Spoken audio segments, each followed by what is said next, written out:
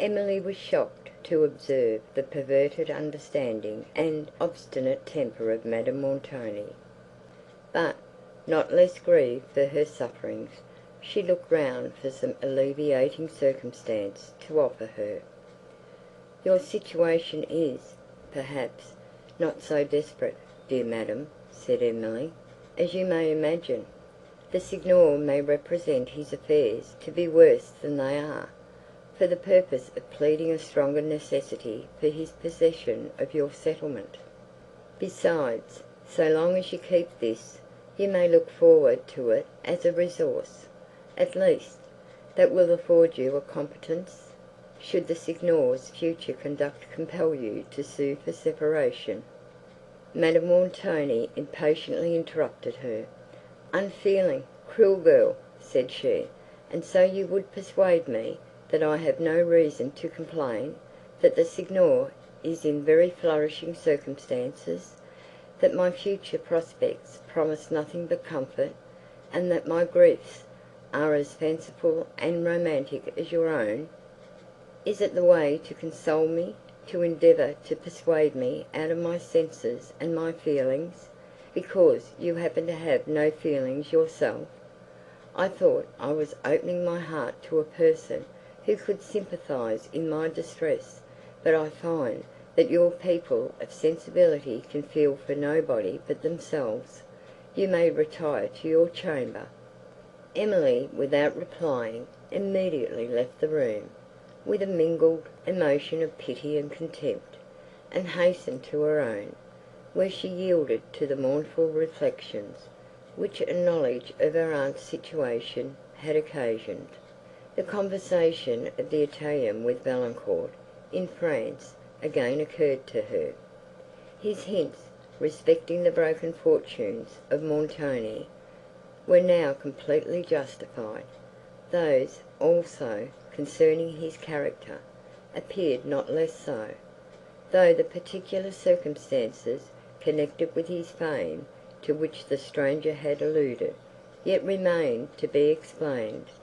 Notwithstanding that her own observations, and the words of Count Morano, had convinced her, that Montoni's situation was not what it formerly appeared to be, the intelligence she had just received from her aunt on this point struck her with all the force of astonishment, which was not weakened, when she considered the present style of Montoni's living, the number of servants he maintained, and the new expenses he was incurring, by repairing and fortifying his castle. Her anxiety for her aunt and for herself increased with reflection. Several assertions of Morano, which, on the preceding night, she had believed were prompted either by interest, or by resentment, now returned to her mind with the strength of truth. She could not doubt, that Montoni had formerly agreed to give her to the Count, for a pecuniary reward. His character and his distressed circumstances justified the belief. These, also, seemed to confirm Morano's assertion, that he now designed to dispose of her, more advantageously for himself to a richer suitor. Amidst the reproaches, which Morano had thrown out against Montoni, he had said, he would not quit the castle he dared to call his, nor willingly leave another murder on his conscience; hints, which might have no other origin than the passion of the moment, but Emily was now inclined to account for them more seriously, and she shuddered to think, that she was in the hands of a man, to whom it was even possible they could apply. At length, considering, that reflection could neither release her from her melancholy situation, or enable her to bear it with greater fortitude, she tried to divert her anxiety, and took down from her little library a volume of her favourite Ariosto, but his wild imagery and rich invention could not long enchant her attention. His spells did not reach her heart, and over her sleeping fancy they played, without awakening it. She now put aside the book, and took her lute, for it was seldom that her sufferings refused to yield to the magic of sweet sounds. When they did so, she was oppressed by sorrow that came from excess of tenderness and regret, and there were times when music had increased such sorrow to a degree that was scarcely endurable, when, if it had not suddenly ceased, she might have lost her reason. Such was the time when she mourned for her father, and heard the midnight strains that floated by her window near the convent in Languedoc on the night that followed his death. She continued to play till Annette brought dinner into her chamber, at which Emily was surprised, and inquired whose order she obeyed. "My lady's, ma'amselle," replied Annette. "The Signor ordered her dinner to be carried to her own apartment, and so she has sent you yours. There have been sad doings between them, worse than ever, I think." Emily, not appearing to notice what she said, sat down to the little table that was spread for her. But Annette was not to be silenced thus easily. While she waited, she told of the arrival of the men, whom Emily had observed on the ramparts, and expressed much surprise at their strange appearance, as well as at the manner in which they had been attended by Montoni's order. "Do they dine with the Signor, then?" said Emily. "No, ma'amselle, they dined long ago, in an apartment at the north end of the castle, but I know not when they are to go, for the Signor told old Carlo to see them provided with everything necessary. They have been walking all about the castle, and asking questions of the workmen on the ramparts. I never saw such strange-looking men in my life. I am frightened whenever I see them." Emily inquired if she had heard of Count Morano, and whether he was likely to recover; but Annette only knew that he was lodged in a cottage in the wood below, and that everybody said he must die. Emily's countenance discovered her emotion. "Dear ma'amselle," said Annette, "to see how young ladies will disguise themselves, when they are in love! I thought you hated the Count, or I am sure I would not have told you, and I am sure you have cause enough to hate him." "I hope I hate nobody," replied Emily, trying to smile, "but certainly I do not love Count Morano. I should be shocked to hear of any person dying by violent means." "Yes, ma'amselle, but it is his own fault." Emily looked displeased, and Annette, mistaking the cause of her displeasure, immediately began to excuse the Count in her way. "To be sure, it was very ungenteel behaviour," said she, "to break into a lady's room, and then, when he found his discoursing was not agreeable to her, to refuse to go, and then, when the gentleman of the castle comes to desire him to walk about his business, to turn round and draw his sword, and swear he'll run him through the body. To be sure, it was very ungenteel behaviour, but then he was disguised in love, and so did not know what he was about." "Enough of this," said Emily, who now smiled without an effort, and Annette returned to a mention of the disagreement between Montoni and her lady. "It is nothing new," said she. "We saw and heard enough of this at Venice, though I never told you of it, ma'amselle." "Well, Annette, it was very prudent of you not to mention it then. Be as prudent now; the subject is an unpleasant one." "Ah, dear ma'amselle, to see now how considerate you can be about some folks, who care so little about you! I cannot bear to see you so deceived, and I must tell you. But it is all for your own good, and not to spite my lady, though, to speak truth, I have little reason to love her. But—" "You are not speaking thus of my aunt, I hope, Annette," said Emily gravely. "Yes, ma'amselle, but I am, though, and if you knew as much as I do, you would not look so angry. I have often and often heard the Signor and her talking over your marriage with the Count, and she always advised him never to give up to your foolish whims, as she was pleased to call them, but to be resolute, and compel you to be obedient, whether you would or no. And I am sure my heart has ached 1,000 times, and I have thought, when she was so unhappy herself, she might have felt a little for other people, and—" "I thank you for your pity, Annette," said Emily, interrupting her. "But my aunt was unhappy then, and that disturbed her temper perhaps, or I am sure. You may take away, Annette. I have done." "Dear ma'amselle, you have eaten nothing at all. Do try, and take a little bit more. Disturbed her temper truly! Why, her temper is always disturbed, I think. And at Thoulouse too I have heard my lady talk of you and Monsieur Valancourt to Madame Merveille and Madame Vaison, often and often, in a very ill-natured way, as I thought, telling them what a deal of trouble she had to keep you in order, and what a fatigue and distress it was to her, and that she believed you would run away with Monsieur Valancourt, if she was not to watch you closely, and that you connived at his coming about the house at night, and—" "Good God!" exclaimed Emily, blushing deeply, "it is surely impossible my aunt could thus have represented me." "Indeed, ma'am, I say nothing more than the truth, and not all of that. But I thought, myself, she might have found something better to discourse about, than the faults of her own niece, even if you had been in fault, ma'amselle. But I did not believe a word of what she said. But my lady does not care what she says against anybody, for that matter." "However that may be, Annette," interrupted Emily, recovering her composure, "it does not become you to speak of the faults of my aunt to me.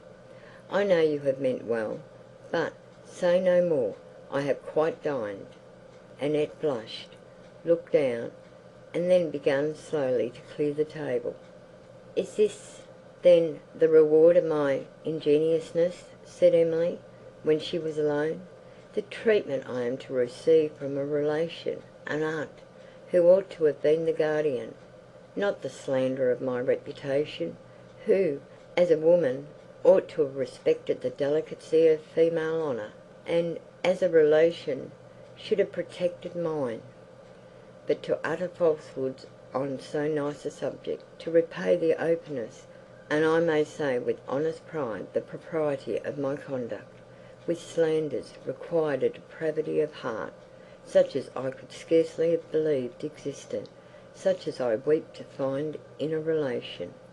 Oh, what a contrast does her character present to that of my beloved father! While envy and low cunning form the chief traits of hers, his was distinguished by benevolence and philosophic wisdom. But now, let me only remember, if possible, that she is unfortunate." Emily threw her veil over her, and went down to walk upon the ramparts, the only walk, indeed, which was open to her, though she often wished that she might be permitted to ramble among the woods below, and still more that she might sometimes explore the sublime scenes of the surrounding country. But as Montoni would not suffer her to pass the gates of the castle, she tried to be contented with the romantic views she beheld from the walls. The peasants, who had been employed on the fortifications, had left their work, and the ramparts were silent and solitary. Their lonely appearance, together with the gloom of a lowering sky, assisted the musings of her mind, and threw over it a kind of melancholy tranquillity, such as she often loved to indulge. She turned to observe a fine effect of the sun, as his rays, suddenly streaming from behind a heavy cloud, lighted up the west towers of the castle, while the rest of the edifice was in deep shade, except that, through a lofty Gothic arch, adjoining the tower, which led to another terrace, the beams darted in full splendour, and showed the three strangers she had observed in the morning. Perceiving them, she started, and a momentary fear came over her, as she looked up the long rampart and saw no other persons. While she hesitated, they approached. The gate at the end of the terrace, whither they were advancing, she knew, was always locked, and she could not depart by the opposite extremity, without meeting them. But, before she passed them, she hastily drew a thin veil over her face, which did, indeed, but ill conceal her beauty. They looked earnestly at her, and spoke to each other in bad Italian, of which she caught only a few words, but the fierceness of their countenances, now that she was near enough to discriminate them, struck her yet more than the wild singularity of their air and dress had formerly done. It was the countenance and figure of him, who walked between the other two, that chiefly seized her attention, which expressed a sullen haughtiness and a kind of dark watchful villainy that gave a thrill of horror to her heart. All this was so legibly written on his features, as to be seen by a single glance, for she passed the group swiftly, and her timid eyes scarcely rested on them a moment. Having reached the terrace, she stopped, and perceived the strangers standing in the shadow of one of the turrets, gazing after her, and seemingly by their action in earnest conversation. She immediately left the rampart, and retired to her apartment. In the evening Montoni sat late, carousing with his guests in the cedar chamber. His recent triumph over Count Morano, or, perhaps, some other circumstance, contributed to elevate his spirits to an unusual height. He filled the goblet often, and gave a loose to merriment and talk. The gaiety of Cavigni, on the contrary, was somewhat clouded by anxiety. He kept a watchful eye upon Verezzi, whom, with the utmost difficulty, he had hitherto restrained from exasperating Montoni further against Morano, by a mention of his late taunting words. One of the company exultingly recurred to the event of the preceding evening. Verezzi's eyes sparkled. The mention of Morano led to that of Emily, of whom they were all profuse in the praise, except Montoni, who sat silent, and then interrupted the subject. When the servants had withdrawn, Montoni and his friends entered into close conversation, which was sometimes checked by the irascible temper of Verezzi, but in which Montoni displayed his conscious superiority, by that decisive look and manner, which always accompanied the vigour of his thought, and to which most of his companions submitted, as to a power that they had no right to question, though of each other's self-importance they were jealously scrupulous. Amidst this conversation, one of them imprudently introduced again the name of Morano, and Verezzi, now more heated by wine, disregarded the expressive looks of Cavigni, and gave some dark hints of what had passed on the preceding night. These, however, Montoni did not appear to understand, for he continued silent in his chair, without discovering any emotion, while the choler of Verezzi increasing with the apparent insensibility of Montoni, he at length told the suggestion of Morano, that this castle did not lawfully belong to him, and that he would not willingly leave another murder on his conscience. "Am I to be insulted at my own table, and by my own friends?" said Montoni, with a countenance pale in anger. "Why are the words of that madman repeated to me?" Verezzi, who had expected to hear Montoni's indignation poured forth against Morano, and answered by thanks to himself, looked with astonishment at Cavigni, who enjoyed his confusion. "Can you be weak enough to credit the assertions of a madman?" rejoined Montoni, "or, what is the same thing, a man possessed by the spirit of vengeance? But he has succeeded too well. You believe what he said?" "Signor," said Verezzi, "we believe only what we know. "How?" interrupted Montoni sternly. "Produce your proof." "We believe only what we know," repeated Verezzi, "and we know nothing of what Morano asserts." Montoni seemed to recover himself. "I am hasty, my friends," said he. "With respect to my honour, no man shall question it with impunity." "You did not mean to question it?" "These foolish words are not worth your remembrance, or my resentment. Verezzi, here is to your first exploit." "Success to your first exploit!" re-echoed the whole company. "Noble Signor," replied Verezzi, glad to find he had escaped Montoni's resentment, "with my good will, you shall build your ramparts of gold." "Pass the goblet," cried Montoni. "We will drink to Signora St. Aubert," said Cavigni. "By your leave, we will first drink to the lady of the castle," said Bertolini. Montoni was silent. "To the lady of the castle," said his guests. He bowed his head. "It much surprises me, Signor," said Bertolini, "that you have so long neglected this castle. It is a noble edifice." "It suits our purpose," replied Montoni, "and is a noble edifice. You know not, it seems, by what mischance it came to me." "It was a lucky mischance, be it what it may, Signor," replied Bertolini, smiling. "I would, that one so lucky had befallen me." Montoni looked gravely at him. "If you will attend to what I say," he resumed, "you shall hear the story." The countenances of Bertolini and Verezzi expressed something more than curiosity. Cavigni, who seemed to feel none, had probably heard the relation before.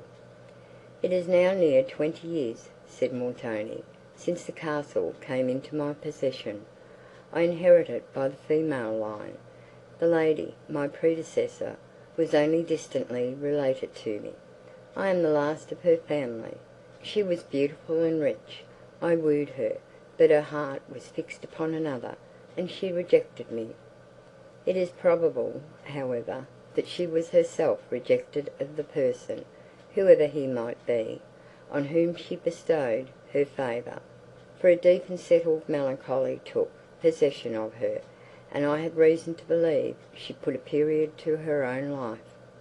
I was not at the castle at the time, but, as there are some singular and mysterious circumstances attending that event, I shall repeat them." "Repeat them," said a voice. Montoni was silent. The guests looked at each other, to know who spoke, but they perceived, that each was making the same enquiry. Montoni, at length, recovered himself.